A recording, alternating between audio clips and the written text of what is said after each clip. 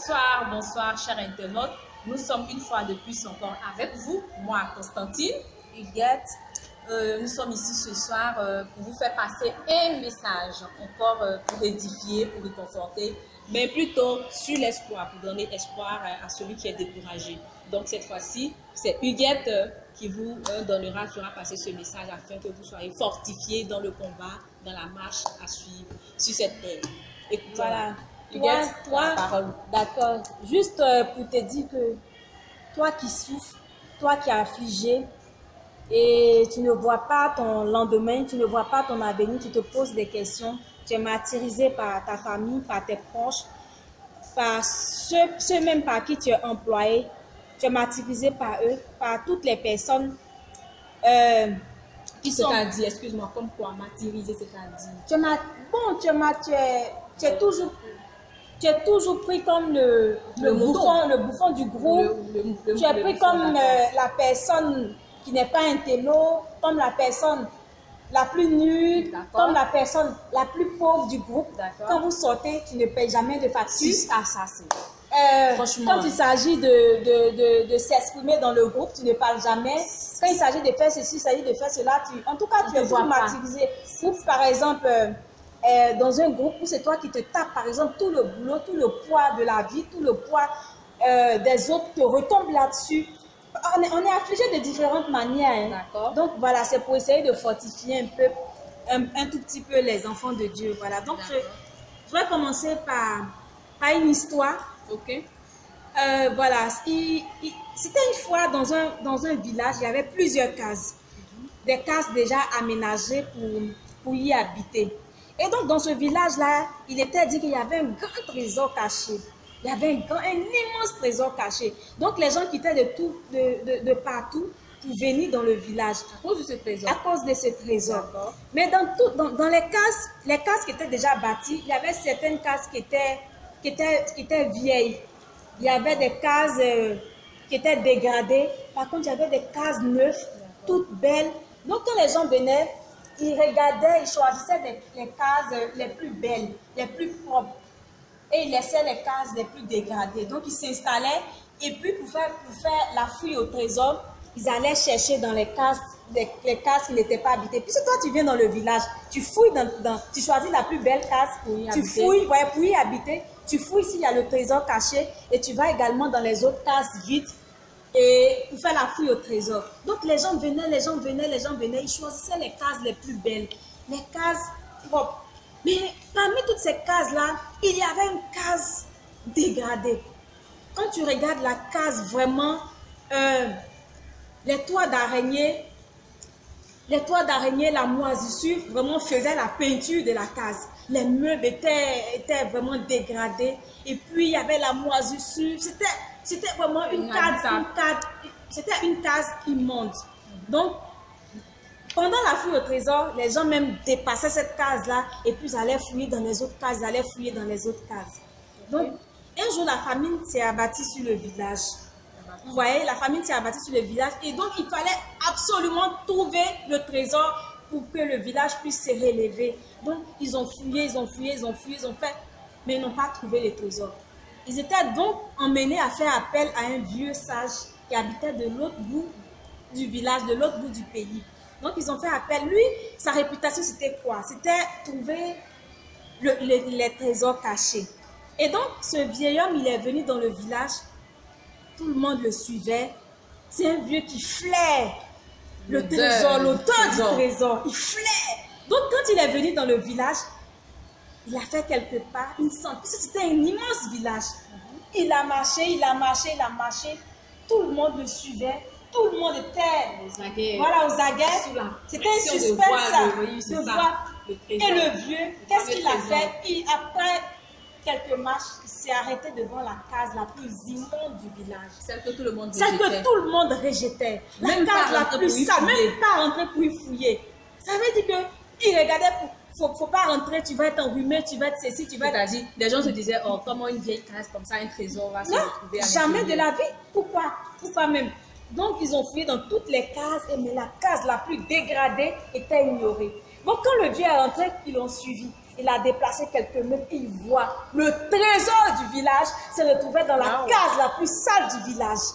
Donc vous voyez, donc tout le monde était ébahi, ils étaient tous là et ils avaient un petit remords, ils regrettaient pourquoi est-ce qu'ils ont ignoré la case sale, pourquoi est-ce qu'ils ont ignoré la case la plus dégradée du village et puis les gens sont morts de la faim, les gens, vraiment c'était un regret. Donc c'est pour dire quoi? Que toi qui souffres, toi qui es dans une souffrance atroce, toi qui penses que tu ne vas pas réussir, ou bien toi qui penses que tu es martyrisé, tu es ignoré, comme la case la plus sale. Aujourd'hui, tu es pauvre. Aujourd'hui, tu n'as pas de travail. Aujourd'hui, tu es sale. Ou parfois, tu n'as pas de mari, ou bien tu n'as pas de femme. Et tu es méprisé pour cela. Ou bien dans ton travail, d'autres travaillent mieux que toi. Et le patron, toujours, il est sur toi, en train de t'insulter, en train de t'humilier. Voilà. Donc, il faut savoir que tu es la case la plus sale, mais qui regorge les trésors, soit de ta nation, soit de ta famille, ou soit de ton pays, ou bien de ton village. Tu regorges un trésor immense, donc il ne faut pas te négliger. Il ne faut pas te négliger parce que... un trésor de ta génération. De ta génération. Tu as un potentiel, tu as quelque chose en toi que tu dois faire ressortir. Et même si les gens ne le voient pas... Mais le trésor, là, il a fallu que ce soit un Dieu sage qui vienne pour effectivement, nous effectivement. Comment ça va se passer? Et dans la vie, ce vieux-là, on va l'assimiler à quoi? Au Christ. On va l'assimiler à Jésus. On va l'assimiler à Dieu. C'est lui qui fera révéler le trésor qui est en toi. Là, comme ça, personne ne viendra se bloquer pour dire que c'est moi, c'est pas moi qui l'a réussi, c'est moi qui lui ai donné tout ceci, tout cela, et il a réussi dans la vie. Mais dans la vie, on a dit que c'est l'homme qui fait l'homme. Le langage humain, le langage actuel, c'est l'homme qui fait l'homme. C'est-à-dire, oui, il faut quelqu'un pour t'aider. Effectivement, mais ce message s'adresse à des personnes spécifiques, des personnes particulières, parce que c'est pas tout le monde qui est martyrisé, c'est pas tout le monde qui ressent cette souffrance-là. Voilà. Donc, c'est ces personnes-là, c'est Dieu même qui viendra les révéler au monde. C'est Dieu même qui viendra te trouver du travail. C'est Dieu même. En fait, il va agir d'une manière que c'est pas une personne qui se glorifiera à travers ton bonheur, mais ça sera pour la gloire du Seigneur. Comme il a fait pour le roi David. Qui, voilà, en me référant à la Bible, le roi David, avant qu'il ne devienne roi, c'était quoi? C'était un jeune homme de sa famille qui s'occupait du troupeau de sa famille. Il était martyrisé par ses frères. Il surveillait que le troupeau, son père même, en tout cas, on le dénigrait. Il souffrait, mais à chaque fois qu'il allait suivre le troupeau, il se fortifiait en Dieu. Il se réconfortait dans la présence de Dieu. Il faisait son travail avec joie, avec humilité. Il le faisait. Et qui est venu le révéler? C'est le prophète Samuel que le Seigneur a envoyé pour venir le révéler, pour venir le coin afin qu'il soit roi. Et il était roi de sa maltraitance, il est devenu roi. Et le Seigneur même qui a guidé le roi Saül. Mais ici, il n'y a pas de prophète Samuel. D'accord, ici, voilà. Il n'y a pas de prophète Samuel. Samuel. Comment cela concrètement va se passer pour quelqu'un qui a toute cette souffrance, quelqu'un qui vit et le fait, tu l'avais dit hier, pour quelqu'un qui souffre, pour quelqu'un vraiment qui n'est pas propre aux yeux de ses autres amis, aux yeux du monde, qui est toujours rejeté comme la vieille case, comme la case qui était ignorée, pour quelqu'un même qui est ignoré, disons ignoré. Donc tu as dit que c'est Dieu même qui allait venir révéler le trésor en toi, le trésor caché, le précieux trésor, le gros trésor que tout le monde recherche. D'accord. Donc elle s'est dit que ce trésor-là sauvera ces personnes même qui ont habité dans les cases neuves. Ou elle s'est dit que ce trésor-là, ce sera non seulement pour toi. Donc, je veux comprendre. Ce trésor d'abord, c'est ça qu'on t'a acquis. En fait, d'abord, le trésor, c'est quoi? Le trésor, c'est la bénédiction. Ok, d'accord. C'est la bénédiction. C'est le talent que tu as en toi. C'est le travail que le Seigneur va te donner. C'est le mariage, c'est l'enfantement. C'est tout ce qui est bénédiction, tout ce qui est grande joie qui va profiter, tellement ça sera grand. C'est-à-dire que tu vas en bénéficier et le monde entier va en bénéficier. C'est ça. Ok. Ou donc, vous dit que c'est Dieu qui viendra te révéler ce trésor ou cette bénédiction-là. Donc, d'accord, si cette bénédiction se matérialise, donc elle s'est dit qu'avant qu'elle se matérialise, est-ce que la personne doit attendre jusqu'à ce que le vieillard, c'est-à-dire Dieu, rentre dans sa maison, ou bien cette personne doit aller à l'église, se rendre à l'église? C'est évident, le vieillard là, ils sont allés le chercher, il n'est pas venu de par lui-même. Donc de cette même manière, il a dit dans sa parole, cherchez et vous me cherchez, et vous trouverez. Demandez et l'on vous donnera, frappez et l'on vous ouvrira. Matthieu 7,7. Matthieu 7,7. Donc partir vers le Seigneur, pour prier le Seigneur, comme David se confia au Seigneur. David, il parlait au Seigneur, il se confia au Seigneur. Et puis juste aussi pour rappeler que le Seigneur, il ne regarde pas à l'apparence. Il ne regarde pas à la taille, il ne regarde pas au teint, il ne regarde pas à l'intelligence. Voilà, il regarde le cœur. Il regarde l'amour que tu as pour ton prochain, l'amour que tu as pour lui, le Seigneur, envers lui, l'amour que tu as pour toi-même. Voilà. Et ce que tu fais, en tout cas, fais-le bien, fais-le de manière sincère.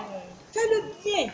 Aime ton prochain, respecte ses lois et approche-toi de Dieu et il te fera du bien. Donc, il fera du bien. Il va révéler le trésor que tu caches. Tu es le trésor de ta nation, tu es le trésor de ta famille, comme David a été pour son peuple.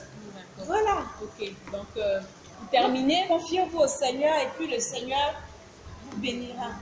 Donc merci Huguette pour ce beau message. Donc pour conclure, moi je dirais que toi qui souffres, toi qui es ignoré comme la vieille case, comme elle a dit dans l'histoire, retourne vers ton Père, comme on le dit, retourne au Père. C'est pour ça que Jésus-Christ est venu sur la terre pour que nous soyons tous sauvés, afin que nous puissions bénéficier des trésors cachés. Donc, nous sommes tous des trésors nous cachés. sommes tous des trésors, même si en apparence ça ne se voit pas, mais à l'intérieur. D'autres sont déjà révélés, mais d'autres sont encore cachés. Mais pour ceux qui sont cachés, le Seigneur va vous révéler parce que vous êtes le trésor de votre nation, le trésor de votre famille, le trésor de ton pays, de tout un village, de ton quartier, de tes enfants à venir. De tes enfants, c'est le trésor de ta famille, c'est le trésor, voilà. Donc, réjouis-toi pour cette bonne nouvelle. Et puis, crois en Dieu, accroche-toi à Dieu, accroche-toi au Seigneur. Il ne s'agit pas de s'accrocher, mais parce qu'il ne connaît pas Dieu, donc il faut qu'il s'approche. Accroche-toi. Donc, accroche-toi. Même si, même commandement, c'est même si la vie t'a découragé, ne sois pas découragé. Ne sois pas découragé de la vie. Comme on peut le dire. Tu es un trésor caché. Ne sois pas découragé de la vie. Tu penses que tu es la case la plus sale. Mais en toi, il y a le trésor caché. Il y a un trésor immense, un trésor précieux. Voilà, qui fera du bien à toute une nation. Donc, réjouis-toi parce qu'en ce moment, ce que tu traverses, les problèmes, les difficultés, c'est pour ta formation. Le Seigneur est en train de te former pour pouvoir demain te défendre contre les loups, contre les charognards de la vie, contre les difficultés. C'est pour te former en fait, pour que tu puisses réagir, pour que tu puisses te défendre. Parce que quand tu vas te défendre, le trésor, là, quand ça va se révéler, là, il faut quand même que tu aies quelque chose. Une âme, il sait pas pouvoir te défendre. Voilà. Voilà. Parce que mine de rien, il y avait des gens autour, hein, ceux qui cherchaient, ceux qui cherchaient le trésor. Après, qu'est-ce qu'ils ont fait? Eux-mêmes sont venus, je termine l'histoire, eux-mêmes sont venus et ils ont commencé à embellir la case. Ils ont commencé à ranger, ils ont commencé à nettoyer, ils ont commencé à frotter. Voilà. Il va falloir te méfier de ces personnes. Ceux-mêmes qui t'ont dit que tu es sale, ceux-mêmes qui te rejettent, ceux-mêmes qui t'oppriment, ceux-mêmes qui te méprisent, ils viendront te lécher les bottes. C'est ça aussi. Voilà. Parce que tu es un trésor. La pierre rejetée est devenue la principale. Voilà, c'est ça. Donc, que Dieu vous bénisse. Merci, soyez forts, fortifiez-vous et réjouissez-vous dans votre souffrance parce que c'est une âme pour demain. C'est un trésor pour demain. Vous êtes un trésor pour demain. Et maintenant, même là, vous êtes un trésor. Donc, réjouissez-vous. Soyez bénis. Le Seigneur vous aime. On vous aime.